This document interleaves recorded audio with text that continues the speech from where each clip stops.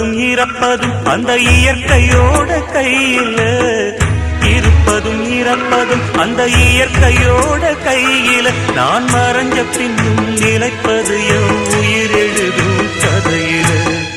சந்திரனே சூரியனே நட்சத்திர நாயகனே, சந்திரனே சூரியனே நட்சத்திர நாயகனே.